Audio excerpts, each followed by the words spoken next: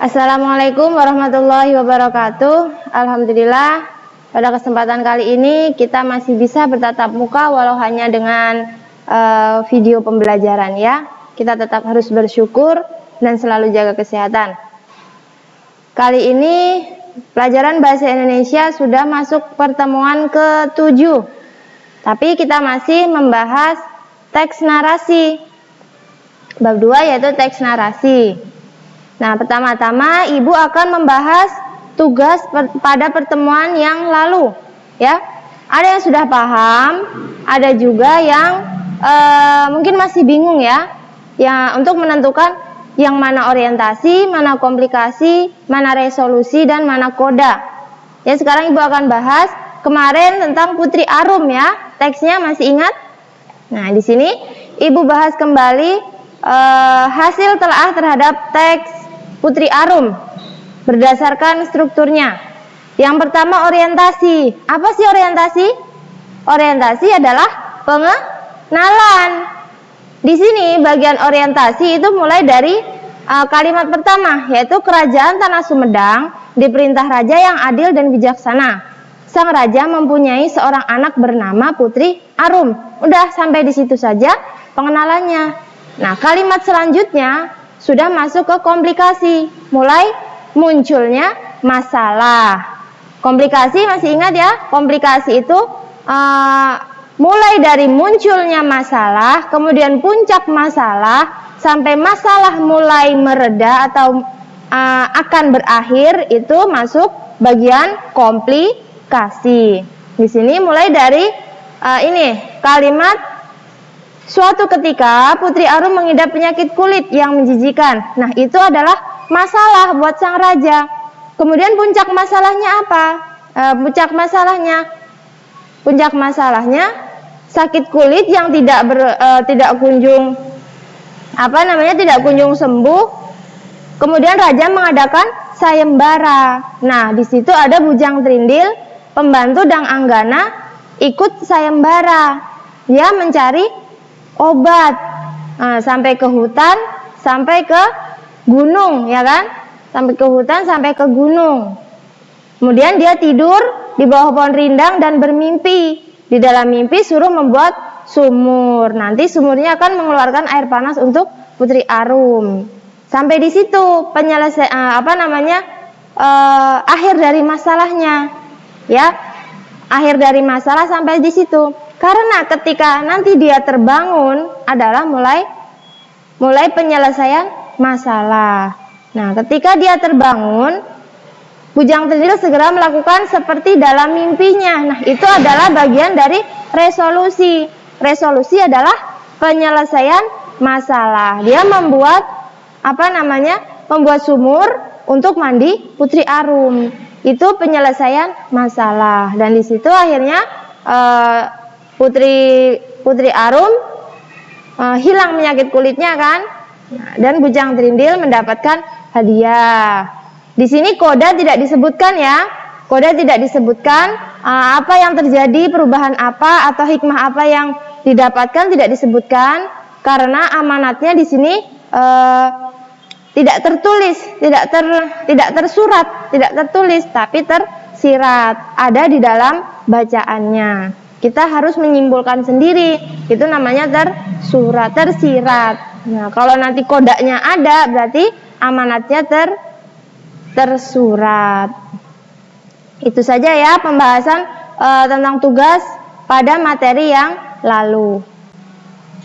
Kita lanjutkan, masih yang B juga, masih poin B. Kemarin kita sudah menelaah struktur dari teks narasi. Sekarang kita akan bahas unsur kebahasaan teks narasi.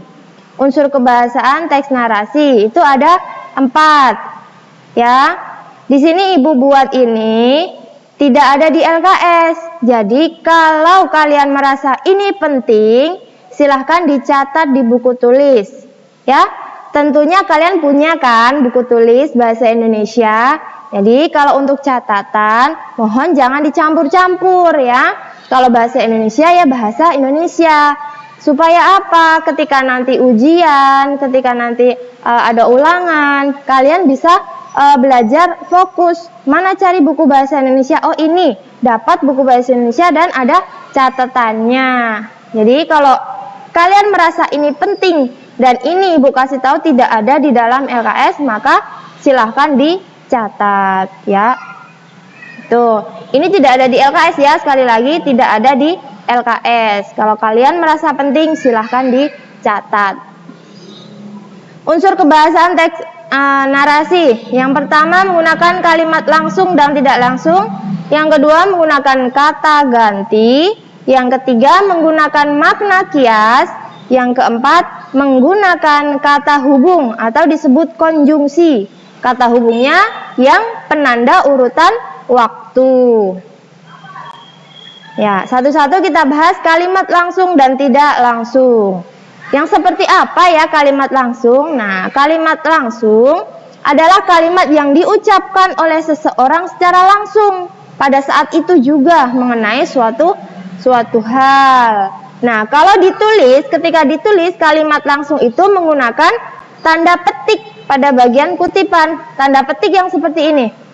Nih, ini namanya tanda petik. Jadi ada di awal dan di akhir. Nah, itu menandakan bahwa ini adalah kalimat langsung. Maksudnya langsung diucapkan oleh seseorang, tapi bahasanya bahasa tertulis. Jadi ditulis ini tandanya menandakan bahwa itu langsung diucapkan. Di sini Ibu kasih contoh. Cu, tolong ambilkan kacamata nenek. Pinta nenek. Jadi yang ngomong ini siapa? Yang berkata siapa? Yaitu nenek. Ya, begitu ya. Itu kalimat langsung yang ada tanda petik. Kemudian kalimat tidak langsung. Kalimat tidak langsung berarti kebalikan dari kalimat langsung. Kalimat tidak langsung adalah ragam kalimat berita yang memuat kejadian dari sumber lain yang sudah diubah susunannya oleh penutur. Jadi sudah dirubah. Ini kalimat langsung, nanti dirubah dan ditambahin dengan konjungsi atau tanda hubung. Konjungsi apa saja yang dipakai? Nanti kita bisa menggunakan kata bahwa, agar, sebab, untuk, supaya, tentang, dan sebagainya. Di sini Ibu ambil contoh yang tadi saja ya. Ini contoh kalimat langsung ini kita ubah menjadi kalimat tidak langsung. Bentuknya seperti apa? Seperti ini. Nenek meminta tolong kepada cucunya untuk mengambilkan kacamata. Sama nggak maksudnya? Cu, tolong ambilkan kacamata nenek. Pinta nenek. Dan nenek meminta tolong kepada cucunya untuk mengambilkan kacamata. Sama kan maknanya? Intinya nenek minta tolong untuk mengambilkan kacamata. Nah, kita bisa menggunakan nih. Ini kita pakai konjungsi untuk, ya kan? Jadi kalau mengubah kalimat langsung menjadi tidak langsung, yang berbicara ini ya, orangnya nenek itu taruh di depan. Kalau misalnya di sini kata bu guru, berarti bu gurunya taruh di depan, di awal kalimat. Terus di sini bu guru ngapain? Ini nenek ngapain? Nenek pinta nenek. Berarti kalau menjadi kalimat tidak langsung, nenek meminta, ya kan? Nenek meminta. Tuh, nenek meminta. Kemudian di sini tolong. Jadi itu ya kalimat langsung dan tidak langsung. Orangnya taruh di depan, kemudian orangnya ngapain? Ini pinta, berarti jadi meminta. Terus di sini adalah yang diucapkan oleh nenek. Nenek bilang tolong kepada cucunya untuk apa? Untuk mengambilkan kacamata. Kemudian yang kedua, struktur kebahasaan yang kedua yaitu menggunakan kata ganti. Kata ganti adalah ya seperti itu. Jadi kalimat langsung dan tidak langsung. Ketika kalimat langsung diubah menjadi kalimat tidak langsung, orang yang berbicara taruh di depan. Siapa? Nenek. Nenek ngapain? Pinta. Jadi meminta. Di sini adalah kalimat nenek. Kalimat nenek menggunakan konjungsi atau kata hubung untuk. Ya, Itu kalimat langsung dan tidak langsung. Sekarang struktur kebahasaan yang kedua yaitu kata ganti, menggunakan kata ganti. Apa itu kata ganti? Yaitu kata yang digunakan untuk menggantikan kata benda atau orang. Ya, di sini ada 3 kata ganti. Kata ganti orang pertama, orang kedua, dan orang ketiga. Orang pertama tunggal. Tunggal artinya sendiri ya. Orang pertama tunggal itu aku, saya, atau ku. Misalnya bukuku. Itu kata ganti orang pertama. Orang pertama itu saya ya, saya. Kemudian kalau jamak, jamak itu berarti banyak atau lebih dari 1. Bisa menggunakan kata ganti kami atau kita. Kami dan kita itu berarti saya ada di dalamnya kan? Ada saya di situ. Itu kami atau kita. Kemudian kata ganti orang kedua. Yang tunggal bisa menggunakan Anda, kamu, dikau, engkau, atau mu, sepedamu. Mu itu kata ganti milik. Jamaknya adalah kalian. Kemudian kata ganti orang ketiga. Orang ketiga kalau tunggal beliau, dia, ia, atau kalau dalam cerita sering disebutkan nama Putri Arum, Bujang Trindil. Nah, itu merupakan kata ganti orang ketiga tunggal karena orangnya 1 ya, namanya Putri Arum. Kemudian badannya, badan siapa? Badan Putri Arum. Makanya karena orangnya 1 badannya. Kalau yang jamak mereka. Mereka itu banyak. Selanjutnya menggunakan makna kias ya. Dalam teks narasi sering menggunakan makna kias. Apa sih makna kias? Yaitu kata yang memiliki makna yang sudah mengalami perubahan karena susunan gramatik atau perasaan penutur. Contoh makna kias yaitu bisa raja siang, putri malam, bintang kelas, kutu buku. Kutu buku bukan kutu yang makan buku, bukan ya. Itu hanya istilah. Jadi makna bukan makna yang sebenarnya. Kemudian anak emas. Anak emas bukan anak yang badannya berkilau-kilau seperti emas, bukan ya. Anak emas artinya anak kesayangan. Besar kepala. Kalau besar kepala artinya apa? Ya, sombong. Si jago merah. Si jago merah itu apa? Pemukiman penduduk yang sangat padat dilalap si jago merah. Apa artinya?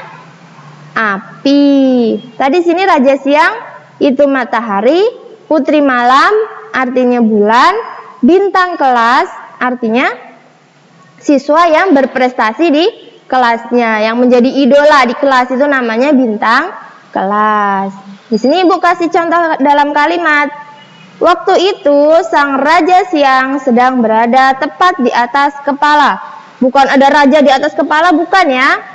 Tapi itu hanya istilah. Raja siang merupakan istilah atau kiasan dari matahari. Jadi raja siang bermakna matahari. Jadi bukan makna yang sebenarnya, hanya kiasan atau makna yang bukan sebenarnya. Yang keempat, menggunakan kata hubung atau konjungsi penanda urutan waktu. Konjungsi urutan waktu itu seperti ini kata-kata setelah itu, kemudian, lalu, sementara itu, tiba-tiba, ketika, sebelum, awalnya, akhirnya, dan sebagainya. Ibu kasih contoh di sini menggunakan kata akhirnya ya. Nah, akhirnya Malin Kundang pun berubah menjadi batu. Itu menggunakan kata hubung, penanda urutan waktu ya. Kalau akhirnya berarti di sebelum kalimat ini ada kejadian yang sebelumnya ya kan?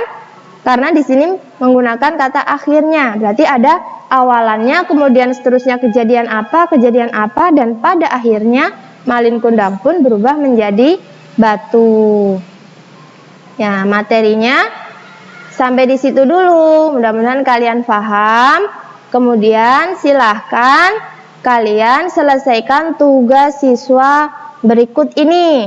Yang pertama, buatlah satu contoh kalimat langsung dan satu contoh kalimat tidak langsung. Ya, jadi masing-masing satu contoh kalimat langsung dan satu contoh kalimat tidak langsung. Yang kedua, buat kalimat dengan menggunakan kata ganti. Buat kalimatnya ya.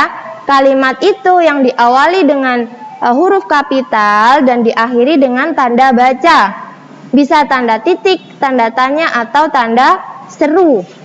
Ya, itu kalimat. Jadi bukan kata gantinya saja, namun kata gantinya ada di dalam kalimat. Yang ketiga, buat satu kalimat menggunakan makna kias. Kalian bisa ambil makna kias atau istilah yang tadi sudah Ibu sebutkan.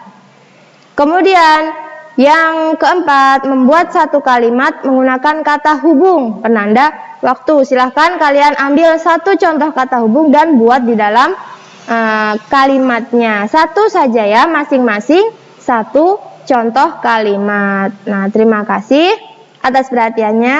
Jangan lupa untuk segera mengerjakan tugas bahasa Indonesianya supaya tidak menumpuk-numpuk tugasnya. Oke, terima kasih semuanya dan semangat belajar di rumah. Tetap jaga kesehatan ya.